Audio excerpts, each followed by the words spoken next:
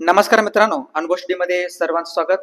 विजलो आज जरी हा माझा अंत नाही, पेटेन उद्या नव्याने हे सामर्थ्य नाशिवंत नाही. तमाम महाराष्ट्रातील जेवढे पण खास करून स्पर्धा परीक्षा तयारी करतात त्या सर्व विद्यार्थ्यांसाठीचं मी मनपूर्वक स्वागत करतो. रोज रात्री 9:30 वाजता जो आपण व्हिडिओ घेत असतो, नाद वर्दीचा सिरीज आपण खूप दिवस बघितलो आहोत आणि 100% पेपरला येणारे असे प्रश्न जे जीकेचे प्रश्न जे मुंबईला असू द्या किंवा जीके पुणेला असू द्या, या पोलीस भरतीसाठीचे उपयुक्त असे आपण ही नवीन सिरीज सुरू केली होती. अति महत्त्वाचे हे प्रत्येक प्रश्न आपण विश्लेषण करत असतो अगदी छान पद्धतीने. तुम्ही जर नवीन असाल, आपल्या ह्या चॅनलवरती पहिल्यांदा आला असाल तर ह्या चॅनल एकदा सबस्क्राईब करून ठेवा आणि शेजारी दिलेल्या बेल आयकॉनला क्लिक नक्की करा. तुमच्या मित्रापर्यंत जास्तीत जास्त शेअर करा जेणेकरून चांगला व्हिडिओ त्यांना देखील भेटत राहतील. ओके, चला सर्वांचं स्वागत करतो. आणि जो आपला डेली करंट अफेअरची बॅच आहे 49 रुपयाची बॅच, ज्याने कोणी घेतली नसेल तर जरूर आपला अनुभवचं ऍप्लिकेशन आहे, या ऍपवरती जाऊन नक्की तुम्ही घ्यायचं आहे. आणि त्या ठिकाणी तुम्हाला पीडीएफ वगैरे अवेलेबल आहे, सर्व पाहता येतील. जीके आणि जीएस जर तुमचं चांगलं व्हायचं असेल तर तुम्ही नक्कीच घेऊ शकता. करंट अफेअरचा हा डेली कोर्स हजारो मुलांनी हा कोर्स ऑलरेडी घेतलेला आहे. याच्यासोबत जर तुम्ही आणखीन एक आपलं अनुभवचं पुस्तक आहे, हे राजगुरू नावाचा स्पर्धा परीक्षेचा ग्रंथ तुम्ही घेतला तर नक्कीच तुम्हाला खूप फायदा होऊन जाईल. एकही तुमचा जीके मधला क्वेश्चन चुकणार नाही, ही गॅरंटेड असे पुस्तक आहे. घरपोच तुम्ही हे पुस्तक मागून घेऊ शकता. 8788436699 वरती तुम्ही मेसेज करा जर तुम्हाला पुस्तक पाहिजे असेल तर. नसेल तर काय हरकत नाही, तुम्ही ज्या ठिकाणी राहताय त्या ठिकाणी जाऊन तुम्हाला काय करायचं आहे तर पुस्तक दुकानामध्ये जाऊन विचारायचं आहे. पुस्तक असेल तर ठीक, नसेल तर या स्कॅनरवरती स्कॅन करून जे काही पैसे आहेत 500 रुपये पाठवून देऊन तुम्ही संपूर्ण पत्ता वगैरे पाठवायचा आहे. ओके, चला बघत आपण अत्यंत महत्वाचा पहिला क्वेश्चन तुमच्या समोर आहे. समुद्रातील तेल गळती स्वच्छ करण्यासाठी कशाचा वापर केला जातो? ठीक आहे, ही समुद्रातील तेल गळती आहे आणि हे जर स्वच्छ करायचं असेल, बघा मोठमोठे जहाज असतात, इकडून तिकडून माल वाहतूक वगैरे करत असतात. त्यामध्ये जर कुठल्या जहाजाला वगैरे लिकेज झालं किंवा काहीतरी कारणास्तव जर तेलची गळती झाली आणि तिथं काय लिटर 2 लिटर तेल सांडणार नाही, ठीक आहे ना, तर हजारो टन जे काही लिटर आहे तेवढं सांडणार आहे तेल, लक्षात ठेवा. ठीक आहे, हजारो लिटर त्या ठिकाणी पाण्यात जो काही तेलाचा जो काही साठा असतो तो त्या जहाजावरती असतो आणि ते तेल गळती झालेली असते काही कारणास्तव. ठीक आहे, आणि ते काय तेल कसं असतं बाबा, तेल ही पाण्यापेक्षा हलकी असल्यामुळे पाण्याच्या वर तरंगते आणि जेवढे पण आपले मासे वगैरे असतात ना, त्यांना वर येण्यासाठी थोडंसं घातकच आहे एक प्रकारचं ते. मग ती काय तेल गळती आहे ती स्वच्छ करावी लागते. मग हे समुद्रातील तेल गळती खूप मोठे असते, एरिया त्याचा खूप मोठा असतो. त्याचा स्वच्छ करायचं असेल तर आपला कशाचा वापर केला जाईल त्या ठिकाणी, तर त्या ठिकाणी जीवाणूचा वापर केला जातो. पर्याय क्रमांक 1 लक्षात ठेवायचा आहे. जीवाणू ज्याला म्हणतो आपण बॅक्टेरिया. ठीक आहे, विशिष्ट प्रकारचे जीवाणू असतात त्यांचा वापर त्या ठिकाणी केला जातो. लक्षात. आणि कार्बन डायऑक्साईड आहे, ज्या ठिकाणी पाणी आहे, पाणी या पाणी नाही, ज्या ठिकाणी वीज असते ना, वीज या विजेच्या ठीक आहे, जिथं वीज असते, ज्या ठिकाणी लाईट करंट वगैरे असतो ना, करंट म्हणतो थोडक्यात, करंट असतो, त्या ठिकाणी जर आग लागली असेल, ठीक आहे, त्या ठिकाणी तुम्ही पाणी वापरू शकत नाही कारण आग परत तुम्हाला पकडेल ती. ठीक आहे ना, मग ही आग तुम्हाला पकडू नये म्हणून त्या ठिकाणी तुम्ही कार्बन डायऑक्साईडचा मारा केला जातो त्या ठिकाणी फायर ब्रिगेडमध्ये. ठीक आहे, त्याला आपण काय म्हणतो, शुष्क बर्फ असंही म्हणतात, ड्राय आईस असंही म्हटलं जातं CO2 ला. हा पण पॉईंट तुम्ही लक्षात ठेवायचा आहे. त्यानंतर एक जीवाणू आहे ज्याला म्हणतो आपण विब्रियो कॉलरी. या विब्रियो कॉलरीमुळे कॉलरा नावाचा आजार होतो, लक्षात ठेवा. विब्रियो कॉलरीमुळे कॉलरा नावाचा आजार होतो. आणि जे काही जीवाणू आहे, या जीवाणूचा शोध कोणी लावला असेल बाबा, जीवाणूचा शोध कोणी लावला असेल तर त्यात रॉबर्ट कॉक. ठीक आहे, याने जीवाणूचा शोध लावले. काही जीवाणू हे फायदेशीर पण आहेत आणि काही जीवाणू हे घातक देखील आहेत, लक्षात ठेवा. ठीक आहे, जीवाणू 2 प्रकारचे असतात आणि विषाणू मात्र नाही.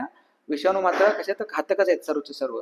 ठीक आहे, फायदेशीर आणि घातक हे 2 प्रकारचे जीवाणू असतात, लक्षात ठेवा. आणि जीवाणू कोणत्याही स्थितीमध्ये जगू शकतात संपूर्ण जगामध्ये. तुम्ही अंतराळात ठेवा, तेलात ठेवा, पाण्यात ठेवा, फ्रीजमध्ये ठेवा, कुठेही ते जगू शकतात, असे जीवाणू येतात, लक्षात ठेवा. आणि घातकचे जीवाणू आहेत ना, त्यात एंटरोटॉक्सिन नावाचे विष वगैरे तयार करतात. आणि फायदेशीर जे काही जीवाणू आहेत ना, त्यात सॅक्रोमायसिस सेरेविसी आहे, लॅक्टोबॅसिलस आहे जे दह्यामध्ये असतं, हे फायदेशीर जीवाणू आहेत. चला नेक्स्ट, पुढचा क्वेश्चन बघा. पुढचा प्रश्न महत्वाचा आहे. रोधाचे एकक काय आहे? ठीक आहे, जे रोध आहे, रोध, या रोधाचे एकक काय असेल बाबा, रोधाचे एकक आहे ओहम. पर्याय क्रमांक 2 लक्षात ठेवायचं आहे. रोध आहे, ठीक आहे, आपण ओहम असं करतो, आपण असं लिहितो, ओहमला चिन्ह आहे ओहमचं, लक्षात ठेवा. व्होल्ट आहे ना, व्होल्ट हे कशाचे एकक आहे, व्होल्ट हे कशाचे एकक आहे, ते विभवांतर, विद्युत विभव किंवा विभवांतर याचे एकक असेल व्होल्ट आहे. वॅट हे शक्तीचे एकक आहे, शक्तीचे वॅट आहे.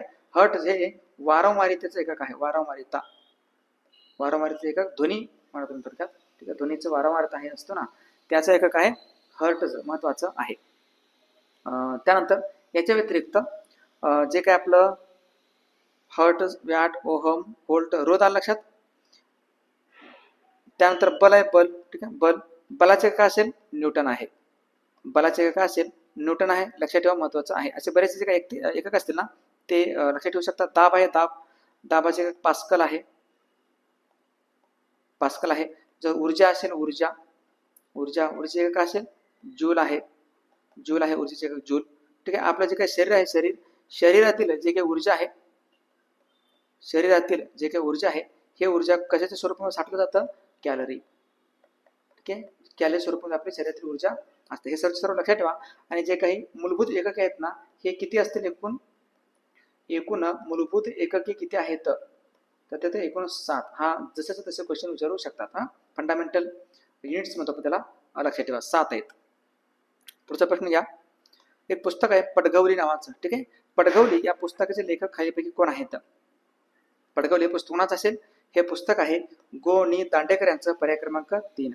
गो. नि. दांडेकर यांचं पडगवली हे पुस्तक आहे. आणि व्यंकटेश माडगुळकर यांचं पुस्तक कुठलं असेल, तर तो आहे व्यंकटेश माडगुळकर यांचं पुस्तक आहे, त्याला म्हणतो आपण काय, बनगरवाडी. हे पुस्तक कोणाचं आहे, व्यंकटेश माडगुळकर यांचंच आहे. यशवंतराव चव्हाण यांचे पुस्तक आहे कृष्णा काठ नावाचं, सह्याद्रीचे वारे आहे, ठीक आहे. कृष्णा काठ म्हणतो आपण त्याला, कृष्णा काठ आहे, सह्याद्रीचे वारे आहे. हे पुस्तक यशवंतराव चव्हाण, महाराष्ट्राचे पहिले मुख्यमंत्री, त्यांचंच आहे. त्यानंतर आहेत आचार्य अत्रे यांचं पुस्तक कुठे असेल, कऱ्हेचे पाणी. हे आत्मचरित्र कोणाचं असेल, ठीक आहे. कऱ्हेचे पाणी हे आत्मचरित्र आहे आचार्य अत्रे यांचं. आणि आचार्य अत्रे यांना कोणत्या टोपणामुळे ओळखतो आपण, केशव कुमार, ठीक आहे. केशव कुमार या टोपणामुळे ओळखतो आपण आचार्य अत्रे यांना. सगळे माहिती लक्षात ठेवा, पडगवली मात्र विसरायचं नाही. आणि एक व्यक्ती येतं, ठीक आहे, ज्यांचे एक व्यक्तींचं नाव तुम्हाला कमेंट बॉक्समध्ये सांगायचे. हे पुस्तक कोणाचे आहे, पुस्तकाचं नाव आहे घाशीराम कोतवाल. घाशीराम कोतवाल हे पुस्तक कोणाचं आहे, कमेंट बॉक्समध्ये सांगायचं आहे. आणि ज्यांनी लिहिलेलं आहे ना पुस्तक, हे त्यांचंच आणखी एक पुस्तक आहे, तो म्हणजे शांतता कोर्ट चालू आहे. शांतता कोर्ट चालू आहे, यस. बऱ्याच जणांना असं करेक्ट दिले तर हे दोन्ही पण पुस्तक कोणाचे असतील, तर ते आहेत आपले विजय तेंडुलकर यांचे. विजय तेंडुलकर लक्षात ठेवा. मराठी पुस्तक असू द्या किंवा जागतिक लेवलवरचे पुस्तक असू द्या, हे तुम्हाला पेपरला विचारतात खूप वेळेस, ते तुम्ही लक्षात ठेवायचं आहे. नेक्स्ट एक वास्तू आहे क्रेमलिन नावाचं, ठीक आहे. क्रेमलिन ही वास्तू कोणत्या देशामध्ये आहे, क्रेमलिन कुठं आहे, कोणत्या देशामध्ये येतं हे, क्रेमलिन येतं आपल्या रशियामध्ये, पर्याय क्रमांक 4, ठीक आहे. आणि हे कसं आहे, हे जगातील 7 आश्चर्यापैकी एक आहे. जगामध्ये जे काय 7 आश्चर्य आहेत ना, आता 8 झालेत, ठीक आहे. 8वं आश्चर्य कुठलं असेल, तर तो अंकोर वाटचं मंदिर. कंबोडियामधील अंकोर वाट आहे ना, हे जे काय मंदिर आहे अंकोर वाटचं मंदिर, हे 8वं आश्चर्य जे कंबोडिया या देशामध्ये येतं. कंबोडियाची राजधानी येतं नॉमपेन, ठीक आहे. 8वं आश्चर्य आहे. परंतु 7 आश्चर्य लक्षात ठेवा, त्याच्यामध्ये ताजमहाल पण येतं. जसं भारतामध्ये ताजमहाल आहे ना, तसं इंग्लंडमध्ये काय, क्रेमलिन आहे, लक्षात ठेवा, क्रेमलिन. इटलीमध्ये काय असेल 7 आश्चर्यापैकी, इटलीमध्ये आहे पिसाचा झुकता मनोरा. पिसाचा झुकता जो का मनोरा आहे ना, मनोरा हा म्हणजेच काय असेल, इटलीचा आहे. त्यानंतर इंग्लंड आहे. इंग्लंडची राजधानी काय असेल, इंग्लंडची राजधानी लंडन आहे. आणि इंग्लंडमध्ये बरेचसे वास्तू आहेत. जपानमध्ये काय असेल बा, जपानच्या संसदेचं नाव काय असेल, ठीक आहे. जपानच्या संसदेचं नाव आहे डाएट. आणि रशियाचं संसदेचं नाव ड्युमा, ठीक आहे. रशियाचं जे काय संसद आहे, रशिया संसदेचं नाव ड्युमा आहे. आणि रशियाची राजधानी मात्र मॉस्को आहे. मॉस्को ही मॉस्कोवा या नदीच्या काठी आहे, ठीक आहे. आणि मॉस्कोवा नदीवरूनच आपण बनवलं होतं ब्राह्मोस क्षेपणास्त्र. ब्रह्मपुत्रा आणि मॉस्कोवा ह्याच्यावर एक क्षेपणास्त्र आहे, क्षेपणास्त्र आपण बनवलं आहे, लक्षात ठेवा, क्षेपणास्त्र IMP. क्रेमलिन ही वास्तू लक्षात. क्रेमलिन कुठे ते रशियामध्ये येतं. आणि रशियाचे नवीन पंतप्रधान बनले तर मिखाईल मिस्टुटीन आणि राष्ट्राध्यक्ष येतं व्लादिमीर पुतीन. नेक्स्ट, भारतातील उच्च न्यायालयाचे मुख्य न्यायाधीश पद भूषवणारी पहिली महिला खलपे कोण असतील. प्रश्न थोडासा ट्रिकी आहे बरं का, तुम्ही 100% या ठिकाणी फसू शकता. आणि फसले, ठीक आहे ना, बऱ्यापैकी जणांनी फसले पण आहेत. फातिमा बिबी नाही याचा आन्सर, ठीक आहे. याचा आन्सर आहे लैला सेठ, पर्याय क्रमांक 3. लैला सेठ लक्षात, हिमाचल प्रदेश किंवा त्यावेळेस उत्तराखंड, ठीक आहे. तिथले ते हे येतं हायकोर्टाचे ते मुख्य न्यायाधीश पद बघा येतं. हायकोर्टामधील मुख्य न्यायाधीश म्हणतो मी, चीफ जस्टिस लक्षात. आणि मीरा साहेब फातिमा बिबी हे कुठले येतं? हे येतं सर्वोच्च न्यायालयातील पहिली महिला, सर्वोच्च न्यायालयातील पहिली महिला न्यायाधीश, फर्स्ट महिला न्यायाधीश कोण असतील तर त्या येतं फातिमा बिबी, यांचं निधन झालं नुकतंच. हा, हे वाले व्यक्ती वेगळे आणि हे वाले व्यक्ती वेगळे. आणि जर तुम्हाला क्वेश्चन विचारला महाराष्ट्रातील सुजाता मनोहर, ठीक आहे. बॉम्बे हायकोर्ट किंवा महाराष्ट्राचे जे काही मुख्य न्यायाधीश आहेत, हायकोर्ट आहे, या बॉम्बे हायकोर्टाची पहिली महिला मुख्य न्यायाधीश, पहिली महिला चीफ जस्टिस कोण असतील तर त्या येतं सुजाता मनोहर. आणि रोज मिलियन मॅथ्यू हे व्यक्ती कोण येतं? हे UPSCची पहिली महिला अध्यक्ष आहेत, फर्स्ट महिला अध्यक्षा. UPSCची पहिली महिला अध्यक्षा कोण असतील तर त्या येतं रोज मिलियन मॅथ्यू. UPSC जे भारतीय राज्य घटनेचा एक कलम 315 मध्ये त्याची तरतूद आहे, लक्षात ठेवा. आणि ऑल इंडिया सर्व्हिस AIS, ठीक आहे. ऑल इंडिया सर्व्हिस कलम कुठला असेल? कलम आहे 312. कलम 312 हे सांगतं all India service IAS IPS वाल्यांसाठीचं, लक्षात ठेवा. आणि हायकोर्ट आहे ना, हायकोर्ट संबंधित भारतीय राज्यघटनेतील कलम कोणता असेल? कलम 214 आहे. आणि कलम 215 नुसार काय आहे? हायकोर्ट हे एक अभिलेख न्यायालय आहे. हायकोर्ट हे एक अभिलेख न्यायालय कलम 215 नुसारच. चला, त्यानंतर बघा पुढचा क्वेश्चन. पुढचा प्रश्न आहे साने गुरुजी येतं. साने गुरुजी यांना अमृतपुत्र असे कोणी म्हटलेलं आहे? साने गुरुजी यांना अमृतपुत्र कोणी म्हटलं असेल तर अमृतपुत्र असं म्हटलं होतं आचार्य विनोबा भावे यांनी, पर्याय क्रमांक 2. आचार्य विनोबा भावे, लक्षात ठेवा, यांनी म्हटलेलं आहे की अमृतपुत्र आहेत कोण? साने गुरुजी. साने गुरुजींचं पूर्ण नाव काय बाबा? तर ते पांडुरंग सदाशिव साने, पांडुरंग सदाशिव साने, पांडुरंग सदाशिव साने हे येतं साने गुरुजी, लक्षात. त्यानंतर कर्मवीर भाऊराव पाटील येतं. कर्मवीर भाऊराव पाटील यांचं पूर्ण काय असेल? त्यात भाऊराव पायगोंडा पाटील, भाऊराव पायगोंडा पाटील. कुंभोज या ठिकाणी जन्म आहे 22 सप्टेंबरला, ठीक आहे. त्यामुळं 22 सप्टेंबर हा दिवस आपण काय करतो?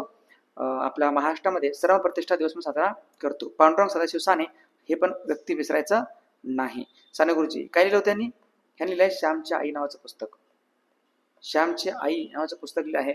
पंढरपूरचं विठ्ठल मंदिर सर्वांसाठी खुलं व्हावं म्हणून देखील सत्याग्रह कोणी केलं असेल तर ते साने गुरुजी आहेत, लक्षात ठेवा. संत गाडगेबाबा आहेत या ठिकाणी. संत गाडगेबाबा हे कुठले असतील? हे अमरावतीचे, ठीक आहे. अमरावतीमध्ये त्यांचा जन्म झाला आहे, सेनगाव या ठिकाणी. सेनगाव, अमरावतीमध्ये सेनगाव आहे, इथे त्यांचा जन्म झालाय. आणि यांचं समाधी कुठं असेल? संत गाडगेबाबांची समाधी कुठे आहे? हे प्रॉपर अमरावतीमध्ये समाधी आहे. आचार्य अत्रे आता सांगितले मी यांचा उल्लेख. आचार्य विनोबा भावे, ठीक आहे. आचार्य विनोबा भावे यांना 1983 मध्ये भारतरत्न पुरस्काराने सन्मानित करण्यात आलेलं आहे. भारतरत्न भेटलं होतं. आणि यांना 1958 मध्ये रेमन मॅग्सेसे पुरस्कार देखील भेटलेला आहे. रेमन मॅग्सेसे पुरस्कार देखील त्यांना भेटले. आणि रेमन मॅग्सेसे पुरस्कार मिळणारे पहिले फर्स्ट भारतीय व्यक्ती कोण असतील किंवा संपूर्ण जगातील पहिले व्यक्ती कोण असतील? आचार्य विनोबा भावे, ज्यांनी भूदान चळवळ सुरू केलेलं होतं. भूदान चळवळ, ग्रामदान चळवळ कोणाचं असेल तर ते आचार्य विनोबा भावे, लक्षात ठेवा. महानतम व्यक्तिमत्व होतं आचार्य विनोबा भावे. आचार्य विनोबा भावे यांना आचार्य ही पदवी कोणी दिली असेल? ठीक आहे. आचार्य ही पदवी, आचार्य पदवीपेक्षा विनोबा ही पदवी कोणी दिली असेल तर त्या येतं महात्मा गांधीची. आचार्य ही पदवी कोणी दिली नाही. ओके, चला पुढचा प्रश्न घ्या. भारतीय संविधान सभेमध्ये त्रावणकोर आणि कोचीन या मतदारसंघातून प्रतिनिधित्व करणारी महिला कोण आहेत? ठीक आहे, सर्वांना माहिती असतील आता की भारतीय संविधान सभा आहे, भारतासाठी राज्यघटना लिहिण्यास संविधान सभा म्हणतो आपण त्याला. या संविधानामध्ये एकूण सदस्य किती होते? 389 सदस्य होते एकूण, ठीक आहे. या 389 सदस्यांपैकी जे काही महिला सदस्य येणार होत्या किती होत्या? ह्या महिला सदस्य होते एकूण 15 सदस्य, ठीक आहे. 15 महिला निवडून आल्या. आणि जे अपक्ष होते ना, अपक्ष, ते किती निवडून आल्या? 8 होत्या, ठीक आहे. हे लक्षात ठेवा. आणि ह्या 15 महिलांपैकी त्रावणकोर कोचीन मतदारसंघातून कोण होत्या तर त्यांचं नाव आहे ॲनी मॅस्करीन, करेक्ट, पर्याय क्रमांक 4. ॲनी मॅस्करीन तर महत्वाचे व्यक्तिमत्व, लक्षातच ठेवा. त्यानंतर बेगम एजाज रसूल हे UP प्रांतातून होते आणि हे एकमेव मुस्लिम महिला आहेत. ठीक आहे, एकमेव मुस्लिम महिला कोण आहेत सदस्य, एकमेव मुस्लिम महिला सदस्य कोण असतील संविधान सभेमध्ये, बेगम एजाज रसूल. राजकुमार अमृता कौर हे संयुक्त प्रांतातून होते. ठीक आहे, सॉरी संयुक्त प्रांत नाही, मध्य प्रांतातून होते. संयुक्त प्रांतातून होते कोण, एक मिनिट, संयुक्त प्रांतातून होते बेगम एजाज रसूल. आणि हे जे आहेत राजकुमार अमृता कौर हे होते मध्य प्रांतातून, मध्य आणि बेरार प्रांत असं म्हणतो ना, या प्रांतातून होते राजकुमार अमृता कौर, जे पुढे जाऊन भारताचे पहिले फर्स्ट आरोग्यमंत्री पण बनले. भारताचे आरोग्यमंत्री पण बनले तर याच व्यक्ती राजकुमार अमृता कौर. आणि जे काही हंसा मेहता होत्या त्या होत्या बॉम्बे प्रांतातून, बॉम्बे प्रांतातून होते. हे सगळे जे काही पॉईंट आहेत एकाहून एक IMP येतं, लक्षात ठेवायचं आहे. भारतीय संविधान सभा आणि याची काय पहिली बैठक पार पडली, फर्स्ट बैठक म्हणतो मी. भारतीय संविधान सभेची पहिली बैठक कोणत्या ठिकाणी कधी पार पडली, 9 डिसेंबरला, 9 डिसेंबर 1946ला पार पडली, दिल्ली या ठिकाणी. तात्पुरत्या अध्यक्षपदी सच्चिदानंद सिन्हा, नंतर परमनंट अध्यक्षपदी डॉक्टर राजेंद्र प्रसाद. हे सगळं हिस्ट्री आहे ते तुम्हाला माहिती असेल. संविधान सभेचे एकूण टोटल किती बैठका पार पडल्यात, भारतीय संविधान सभेची एकूण किती बैठकी झालेल्या आहेत तर 11 बैठका पार पडल्यात. हा पण पॉईंट लक्षात ठेवा, 11 बैठका पार पडलेल्या. चलो पुढचं क्वेश्चन घ्या. आसामची राजधानी आहे सर्वांना माहिती असेल दिसपूर. ही आसामची राजधानी दिसपूर कोणत्या नदीच्या काठी आहे, कोणती नदी अशी आहे जी आसाममधून वाहते आणि आसामची दुःखाश्रू म्हणून देखील तिला ओळखतात. यस, करेक्ट आहे, ब्रह्मपुत्रा. ब्रह्मपुत्रा नदी ही सुरुवातीला मानस सरोवरामध्ये उगम पावते आणि भारतामध्ये एंट्री करते. ठीक आहे, नामचा बरवा पर्वताला वळसा घालून भारतामध्ये एंट्री करते अरुणाचल प्रदेशमध्ये, आणि अरुणाचल प्रदेश आसाममध्ये येते, आसाममधून परत बांगलादेशमध्ये जाते. अशी ब्रह्मपुत्रा नदी लक्षात ठेवायचं आहे. आणि ह्या ब्रह्मपुत्रा नदीच्या काठावरती गुवाहाटी पण आहे. ठीक आहे, गुवाहाटी हे जे काही शहर याच नदीच्या काठी आहे, ब्रह्मपुत्राच्याच काठी. म्हणजे ब्रह्मपुत्रा पण लक्षात ठेवा आणि दिसपूर, गुवाहाटी पण लक्षात ठेवा, दिसपूर पण लक्षात ठेवा. ब्रह्मपुत्रा, ब्रह्मपुत्रा नदीवरतीच ना एक बेट आहे माजुली बेट, जो आसाममध्येच येतो. ठीक आहे, माजुली बेट आहे, आसाममध्ये येतो आणि हे नदी पात्रावरील सर्वात मोठं बेट आहे. संपूर्ण भारतातील नदी पात्रावरील सर्वात मोठे बेट म्हणतो मी. सर्वात मोठे बेट कुठलं असेल तर तो आहे माजुलीवाला, माजुलीवाला. त्यानंतर शरयू नदीच्या काठी अयोध्या आहे, सर्वांना माहिती असेल. शरयू नदीच्या काठी अयोध्या आहे. मानस आहे, मानस, मानस ही पण नदीच आहे, ही ब्रह्मपुत्राची उपनदी आहे मानस नदी. आणि ह्या मानस वरूनच मानस राष्ट्रीय उद्यान पण आहे बघा, रॉयल मानस नॅशनल पार्क म्हणून. ठीक आहे, राप्ती नदी आहे. राप्ती नदी ही ऍक्च्युली उत्तर प्रदेशमधून वाहते आणि याच्या काठावरती गोरखपूर आहे. गोरखपूर आहे जे योगी आदित्यनाथ यांचा मतदारसंघ आहे, जे UPचे सध्याचे मुख्यमंत्री आहेत. राप्ती नदी लक्षात ठेवा IMP. याच्या व्यतिरिक्त जे काही लखनौ आहे, लखनौ उत्तर प्रदेश राजधानी लखनौ, हे कोणत्या नदीचे काठी आहे, गोमती, गोमती आहे. त्यानंतर यमुना जर मी म्हटलं, यमुना, यमुनाच्या काठी 3 ठिकाण महत्वाचे आहेत. एक आग्रा आहे, दुसरं दिल्ली आहे आणि मथुरा आहे. दिल्ली, आग्रा, मथुरा. यमुना नदी लक्षात ठेवा, महत्वाचे आहे. जे पश्चिम बंगालची राजधानी हुगळी आहे ना, कलकत्ता आहे, कलकत्ता. ठीक आहे ना, कलकत्ता हे कोणत्या नदीचे काठी असेल, हुगळी, हुगळी नदीचे काठी आहे. एक ठिकाण आहे कोटा, कोटा मतदार सर्वांना माहिती असेल, राजस्थानमध्ये येतं ना कोटा, जे ओम बिर्लांचा मतदारसंघ कोटा, हे येतं चंबळ नदीच्या काठी, चंबळ नदीच्या काठी. हे काही पॉईंट जाता जाता लक्षात ठेवा. नेक्स्ट एक सरोवर आहे गुरु डोंगमार. ठीक आहे ना, गुरु डोंगमार सरोवर हे कोणत्या राज्यामध्ये आहे, गुरु डोंगमार लेक कोणत्या राज्यामध्ये आहे तर तो राज्य आहे सिक्कीम, पर्याय क्रमांक 1. ठीक आहे, सिक्कीमची राजधानी गंगटोक आहे, गंगटोक ही सिक्कीमची राजधानी आहे. आणि प्रेम सिंग तमांग हे सिक्कीमचे कोणतं मुख्यमंत्री आहेत, लक्षात ठेवा. प्रेम सिंग तमांग. सिक्कीम याच राज्यामध्ये कांचनगंगा राष्ट्रीय उद्यान पण आहे, कांचनगंगा राष्ट्रीय उद्यान पण आहे, नॅशनल पार्क पण आहे आणि हे एक पर्वत शिखर पण आहे कांचनगंगा. त्याची उंची आहे 8598 मीटर उंच. कांचनगंगा हे एक जागतिक वारसा स्थळ पण आहे. ठीक आहे, जागतिक वारसा स्थळ पण आहे कांचनगंगा, लक्षात ठेवा. ज्याला 2016 मध्ये जागतिक वारसा स्थळामध्ये स्थान देण्यात आलेलं होतं कांचनगंगाला. IMP पॉईंट लक्षात ठेवा. गुरु डोंगमार सरोवर महत्वाचं आहे. याच्या व्यतिरिक्त जे का मणिपूर आहे, मणिपूरमध्ये सरोवर आहे, ज्या सरोवराचं नाव आहे लोकटक. लोकटक सरोवर आहे ना, जे सर्वात मोठं सरोवर आहे नॉर्थ ईस्ट मधलं, तो मणिपूरमध्ये येतो. तिथे एक राष्ट्रीय उद्यान पण आहे बघा, केबुल लामजाओ नॅशनल पार्क, केबुल लामजाओ राष्ट्रीय उद्यान जे आहे ना, राष्ट्रीय उद्यान हे पण कुठे येतं, याच मणिपूरमध्ये येतं. हरिके आहे, हरिके सरोवर, हरिके वेटलँड म्हणतो आपण त्याला, जे रामसर स्थळ आहे पंजाबमध्ये. राजस्थानमध्ये सांबर सरोवर फेमस आहे, सांबर सरोवर आहे. त्यानंतर डिडवाना सरोवर आहे, ठीक आहे. डिडवाना सरोवर, सांबर सरोवर हे कुठे येतात, दोन्ही पण हे येतात राजस्थानमध्ये. आणखी काय राजसमंद नावाचं हे पण तिथंच येतं. याच्या व्यतिरिक्त चिल्का सरोवर आहे, कुठं, ओडिसामध्ये येतं चिल्का सरोवर, चिल्का ओडिसामध्ये येतं. त्यानंतर उलर आहे, उलर, उलर आहे, उलर आणि दाल हे दोन सरोवर येतात, कुठं, जम्मू आणि काश्मीरमध्ये उलर दाल येतात. त्यानंतर आहे अष्टमुडी, कुठं आहे, अष्टमुडी सरोवर, अष्टमुडी येतं केरळमध्ये, केरळमध्ये आहे. त्यानंतर पुलिकत कुठे आहे, पुलिकत, गुलिगत नाही, पुलिकत, ठीक आहे ना. पुलिकत कुठे येतं, आंध्र प्रदेशमध्ये येतं. कोलेरू आंध्र प्रदेशमध्ये येतं, ठीक आहे ना. हे लक्षात ठेवा. आणि तुम्ही जर नवीन असाल तर चॅनलला सबस्क्राईब करायला विसरायचं नाही. चला पटकन करा बरं सबस्क्राईब. सबस्क्राईब केलं असेल तर सबस्क्राईब करून ठेवा, महत्त्वाचं आहे. रोज रात्री आपले लेक्चर हे भेटत राहतं. कंटेंट या ठिकाणी आहे. मी कमेंट बॉक्सवरती तुमचा टाइमपास करेना, ठीक आहे. सगळ्यात महत्त्वाचा युजफुल व्हिडिओ आहे. मी कंटेंटला जास्त फोकस करतोय, रिव्हिजनला फोकस करतोय, जे तुमच्या पेपरला तुम्हाला तुमचं आयुष्य बदलवण्यासाठी खूप खूप गरजेचं राहील. चला पुढचा क्वेश्चन जो तुम्हाला येणार नाही, अजून एक क्वेश्चन घेतोय. टेहरी धरणाच्या जलाशयाचे नाव काय आहे, कुठलं आहे, टेहरी धरण आहे. या टेहरी धरणाच्या जलाशयाचं नाव काय आहे, टेहरी धरण. बरं, सगळ्यात महत्त्वाचं आहे टेहरी धरण आहे कुठं बाबा, हे येतं भागीरथी नदीवरती, भागीरथी या नदीवरती येतं टेहरी धरण. कुठं, उत्तराखंडमध्ये, उत्तराखंडमध्ये तो सर्वांना माहिती असेल. जे भागीरथी पुढे जाऊन गंगा बनणार आहे. भागीरथी आणि अलकनंदा प्लस अलकनंदा, ठीक आहे ना. भागीरथी आणि अलकनंदा यांचा संगम झाल्यानंतर ना, या दोन नद्यांचा संगम झाल्यानंतर, ठीक आहे, यांचा संगम झाल्यानंतर ही नदी बनते गंगा नदी. पुढे मग पूर्वेकडे वाहत जाते, सगळ्या माहिती असतील, ठीक आहे. मग हे सर्वात उंच धरण आहे, भारतातील सर्वात उंच धरण हेच आहे. सर्वात उंचीवरील म्हटलं तर अगदी योग्य ठरेल. सर्वात उंचीवरील धरण तर तो कुठला असेल, टेहरी धरण आहे. मग या धरणाच्या जलाशयाचं नाव काय असेल, स्वामी रामतीर्थ सागर, स्वामी रामतीर्थ सागर हे याचं जलाशयाचं नाव आहे, लक्षात ठेवा.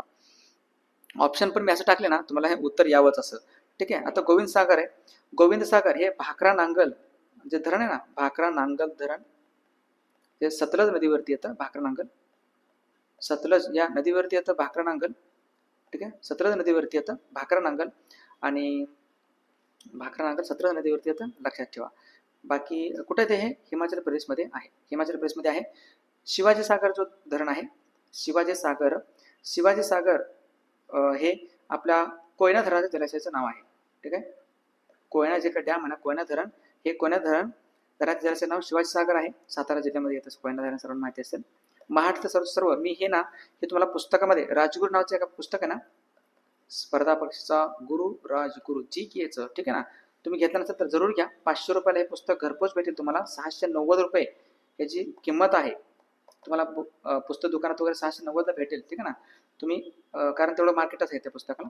500 रुपयाला तुम्हाला हे पुस्तक भेटून जाईल, ठीक आहे. चाल ते पुस्तक तुम्ही घ्या, महत्वाचं आहे. नेक्स्ट पुढचं पुस्तक, पुढचा प्रश्न आहे, रामटेक हे शहर कोणत्या नदीच्या काठावरती आहे.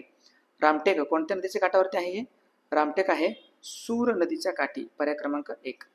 सूर नदी ना, सूर नदी. बरं, सगळ्यात महत्वाचं हे रामटेक आहे कुठं, नागपूरला आहे, नागपूरला आहे. या ठिकाणी काय बाबा फेमस काय आहे, या ठिकाणी हे एक थंड हवेचं ठिकाण तर आहेच आहे, हे एक थंड हवेचं ठिकाण आहे. नागपूरमधील सर्वात उत्तरेकडील तालुका पण आहे, सर्वात उत्तरेकडील तालुका म्हणतो मी, तालुका कुठून, परंतु नागपूर विभागातील म्हटलं तर चालते किंवा नागपूर जिल्ह्यातून म्हटलं तर चालते. हे दोन पटा लक्षात. या ठिकाणी कवी कुलगुरू कालिदास संस्कृत विद्यापीठ पण आहे, कालिदास संस्कृत विद्यापीठ म्हणतो मी. हे कालिदास संस्कृत विद्यापीठ कुठं आहे, तर याच ठिकाणी आहे, रामटेकला. सूर नदीच्या काठी, लक्षात ठेवा. नाग नदीच्या काठी नागपूर येतं, नाग नदीच्या काठी नागपूर येतं. पूस नदीच्या काठी यवतमाळ येतं. यवतमाळ म्हणजे यवतमाळ नाही, यवतमाळ मधील एक तालुका आहे पुसद तालुका, पुसद तालुका म्हणतो मी, जे यवतमाळमध्येच येतो. पूस नदी ही कोणत्या नदीची उपनदी आहे, चला कमेंट बॉक्समध्ये छापावर पटकन बघू. पूस ही कोणत्या नदीची उपनदी आहे, IMP नदी आहे ही. त्यानंतर पेंच आहे, पेंच नदी नागपूरमधूनच वाहते, आणि पेंच नदीवरती एक धरण आहे नागपूर जिल्ह्यामध्ये, तोतला डोह नावाचं. तोतला डोह धरण पेंच नदीवरती येतं, लक्षात ठेवा, महत्वाचं आहे. तोतला डोह धरण पेंच नदी. पेंच राष्ट्रीय उद्यान पण आहे बघा. पेंच एक राष्ट्रीय उद्यान पण आहे जो नागपूरमध्येच आहे. Yes correct. पैनगंगा. पैनगंगा या नदीची उपनदी आहे पूस, लक्षात ठेवा. चला नेक्स्ट पुढचा क्वेश्चन घ्या. पुढचा प्रश्न आहे महाराष्ट्राचा एक व्यापार धोरण आहे, त्याला म्हणतो किरकोळ व्यापार धोरण. हे कोणत्या वर्षीचं आहे? महाराष्ट्राचा किरकोळ व्यापार धोरण कोणत्या सालचा आहे किंवा कोणत्या वर्षीचा आहे? तर हे आहे, याचा आन्सर आहे, करेक्ट आन्सर 2016, पर्याय क्रमांक 3. 2016ला आणखीन एक कायदा आला होता, महाराष्ट्र सरकारचा माहिती तंत्रज्ञान कायदा.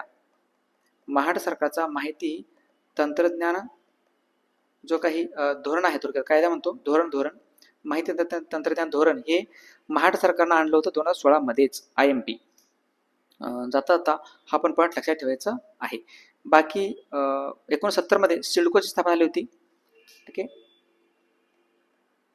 SIDCO सिडकोची स्थापना झाली होती 1970 मध्ये, लक्षात ठेवा. कोकण विकास जे काय भवन आहे, कोकण विकास भवन, याचं पण स्थापना याच वेळेस झाली होती 1970 मध्येच, IMP आहे. बाकी म्हाडाची स्थापना कधीची? 1962 आहे. म्हाडाची जी काय स्थापना आहे ती 1962 आहे. लक्षात. MIDC पण स्थापना 1962 बघा, 1 ऑगस्ट 1962. हे पॉईंट लक्षात ठेवा. महाराष्ट्र किरकोळ व्यापार धोरण विसरायचं नाही. नेक्स्ट 55व्या इफ्फी महोत्सव 2024 मध्ये सत्यजित रे जीवनगौरव पुरस्काराने कोणाला सन्मानित करण्यात आले आहे? IMP स्टार मार्क करून किंवा हे करंट अफेअरचे हे क्वेश्चन आहे, प्रश्न आहे. आणि कोणाला भेटलं होतं सत्यजित रे जीवनगौरव पुरस्कार 2024चं 55व्या इफ्फी महोत्सवामध्ये? तर ते भेटलेलं आहे, एक व्यक्ती होतं, ऑस्ट्रेलियाची व्यक्ती होतं, फिलिप नोयास नावाची व्यक्ती. ठीक आहे, फिलिप नोयास यांना हा पुरस्कार भेटलेला आहे आणि ऑस्ट्रेलियाचे दिग्दर्शक आहेत. ऑस्ट्रेलिया या देशाचे लक्षात ठेवा, कारण ऑस्ट्रेलिया हा फोकस कंट्री आहे. ठीक आहे ना, हा फोकस देश आहे इफ्फी मध्ये, ज्याला आपण international film festival of India असं म्हणतो आपण. ठीक आहे, international film festival of India IFFI म्हणतो आपण, जे की गोवामध्ये नोव्हेंबरमध्ये आयोजित करण्यात आलेलं आहे. चालू आहे गोव्यामध्ये, लक्षात ठेवायचं. दरवर्षी गोव्यामध्ये होतं हे इफ्फी. बाकी नुकतेच